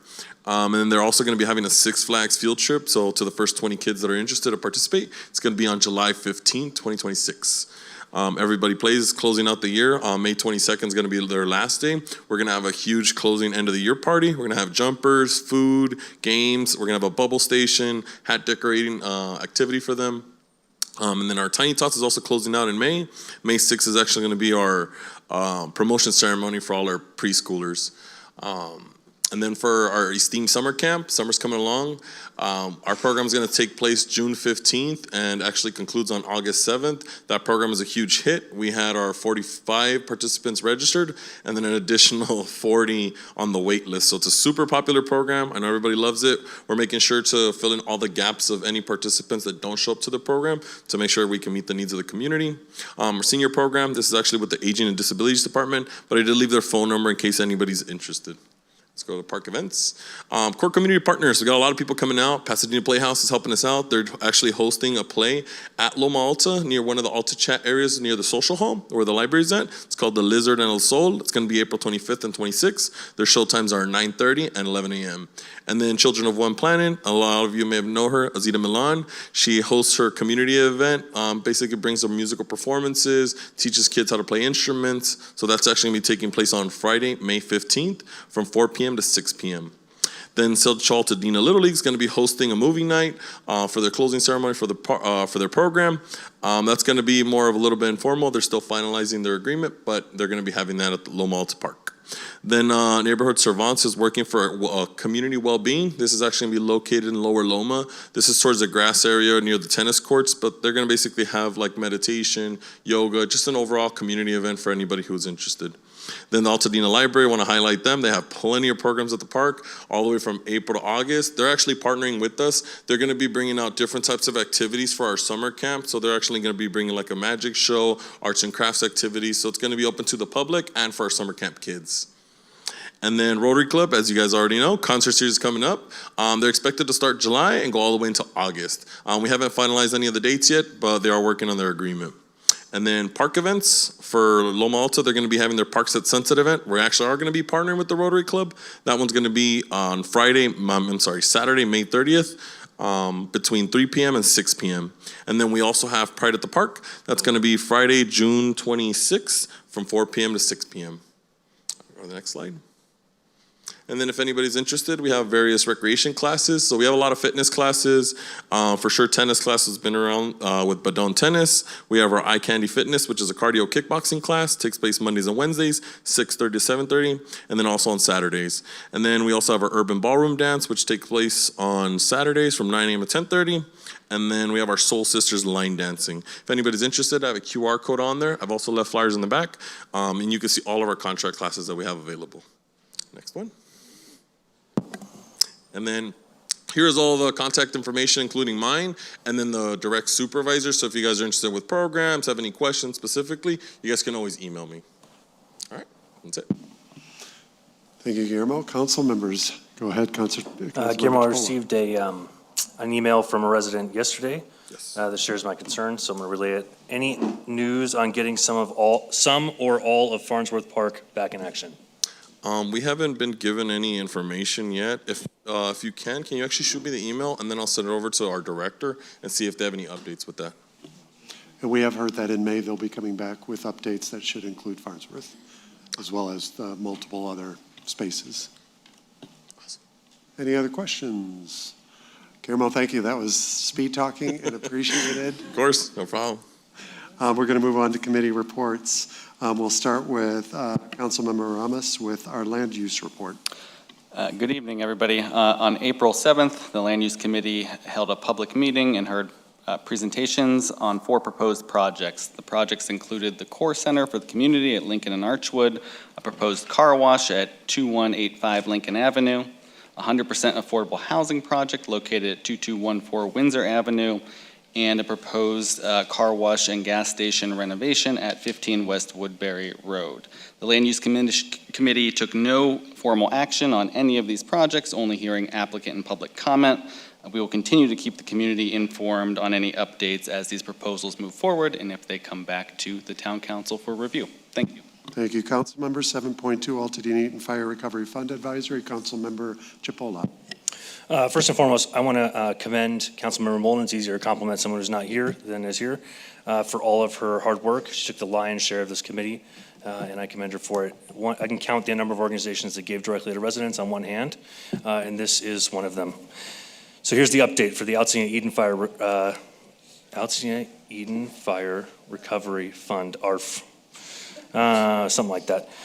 The AEFRF advisory group has selected 212 grant recipients in this latest round. Those have been sent to GoFundMe.org for distribution by the end of April. Everyone who applied will get a status email. It doesn't mean they'll all get money, but they will get a status email once that distribution has occurred. A total of roughly $750,000 was distributed to over 750 fire survivors directly. So I want to thank everyone who contributed, large and small, including LASA, the one not with an H, with 2 S's, the Rotary, Altadena Rotary, and so many more community partners and individuals. Thank you for your generosity. It made a difference. Thank you, Councilmember. Moving on to 7.3. Very good. The Legislative Committee, Councilmember Greene. Hi.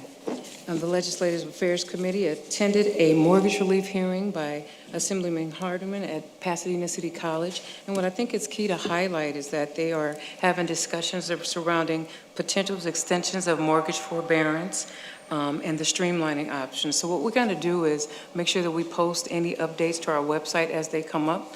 I thought that was important for you guys to know. And the young lady spoke about the RVs earlier, and they are still in the report back phase, but Public Works wanted us to know that the email address parking@publicworks.lacounty.gov has received minimal community input to that email address. So if obviously we give our feedback, but it's great if you can reach out to them for yourselves and give them how you feel about it.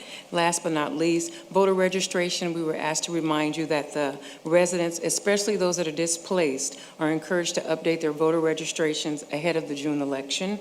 To make sure that your ballots are delivered properly. Obviously, you know you can go to register to vote at .california.gov. And that's my legislative report. Please continue to renters protection. And it's real quick, my renters protection report. A lot of the people that applied for the LA County Emergency Rent Relief Program have been encouraged to continue to monitor their email, to make sure they're saying that people aren't responding promptly to some of the emails. I do know that they have some issues with it, but just keep copies of all your submissions.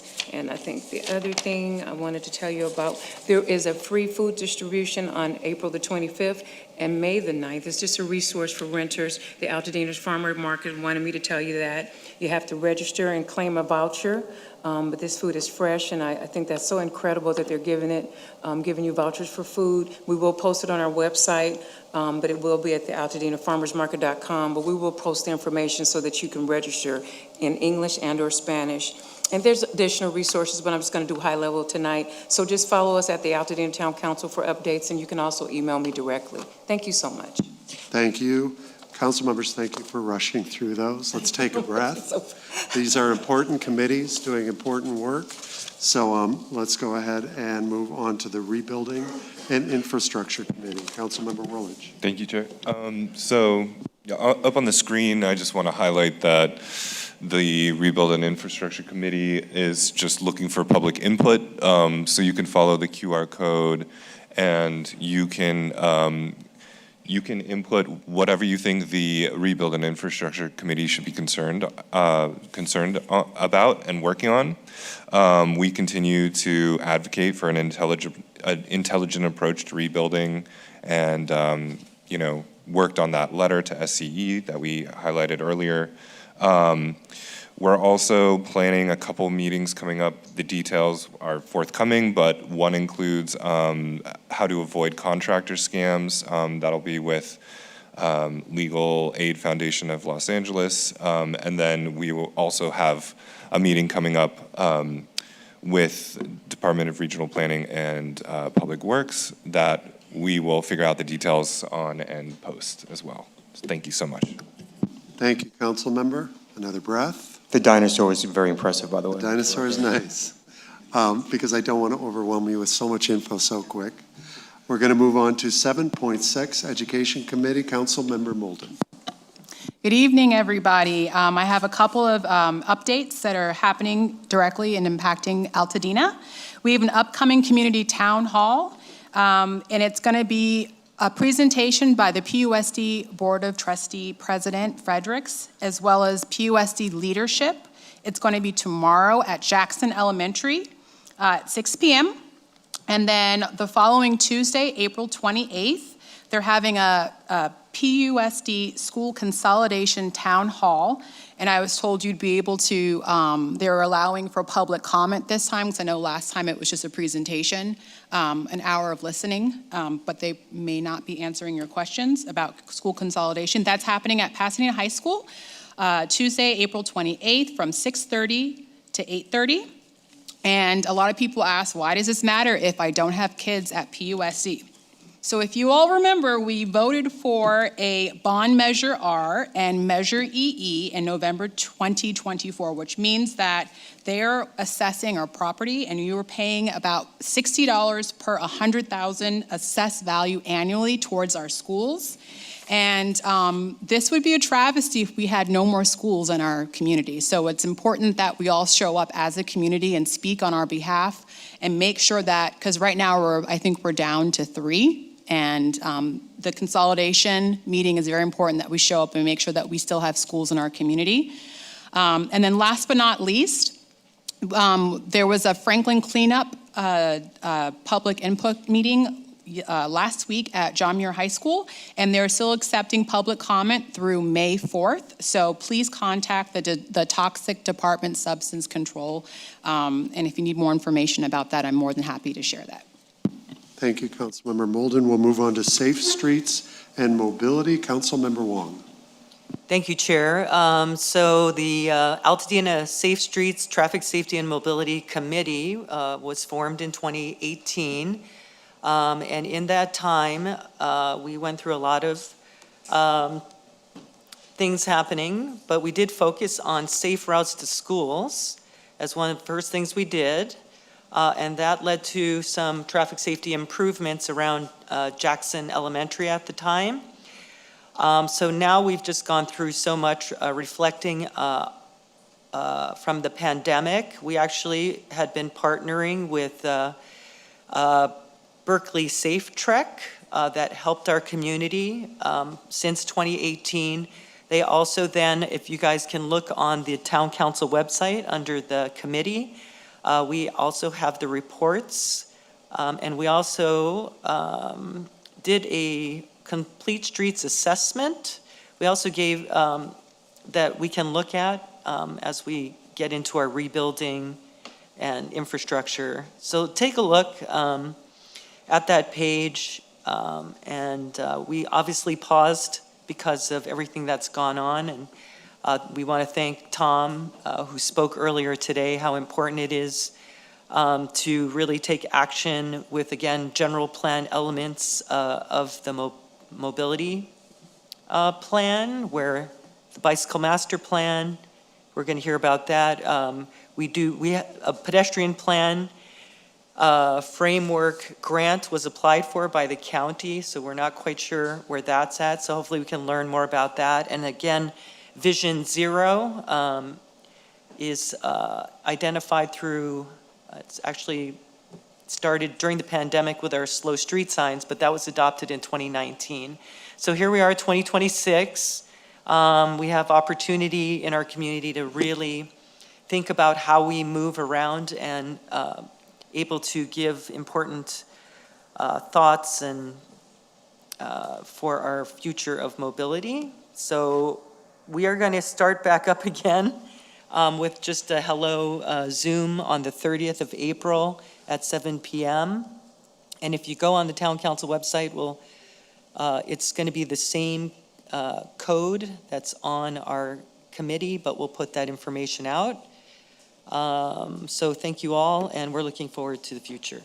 Thank you, Councilmember Wong, and all the committee chairs, both reporting tonight and not reporting. I don't usually ask this, but if so desired, and if it's appropriate, please send maybe a succinct report that we can put up on the website, and I will push to corresponding secretary has agreed to put those on the website for you. Go ahead, Councilmember Worley. One just quick note. I just realized that I was told that the QR code is not working that I put up, so apologies for that. I will correct that, and we will post it online. Thank you for Shame that. on me. Sorry. We have, for our second public comment, we do not have any public comment cards, so we'll move on to census tract reports. I'm moving to 4611. Hi, good evening, everyone.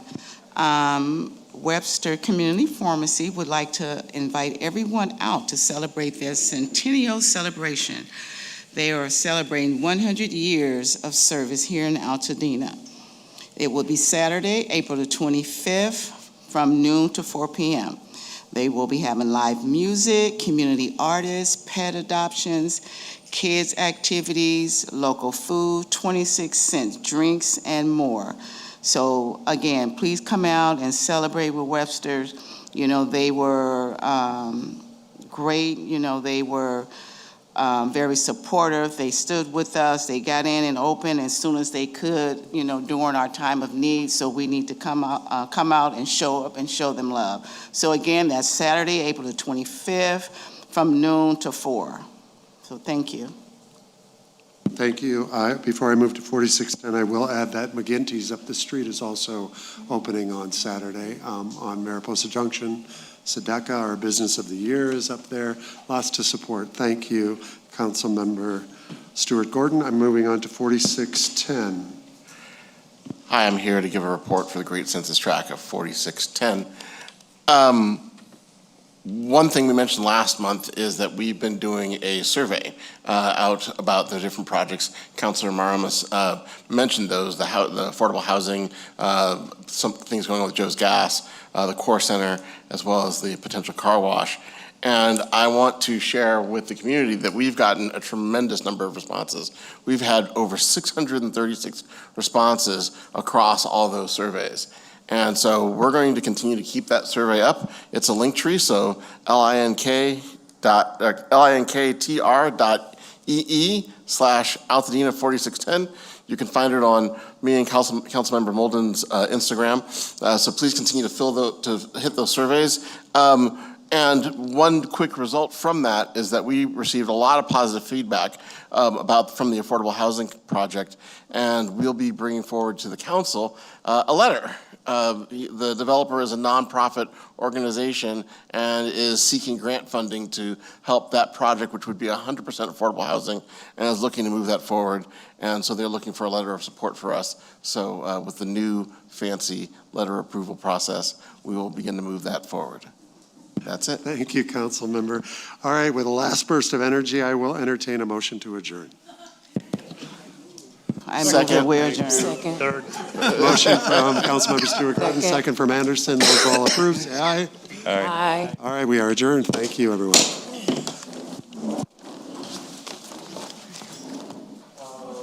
Council members, I have no direction, but let's get rid of the props and chairs.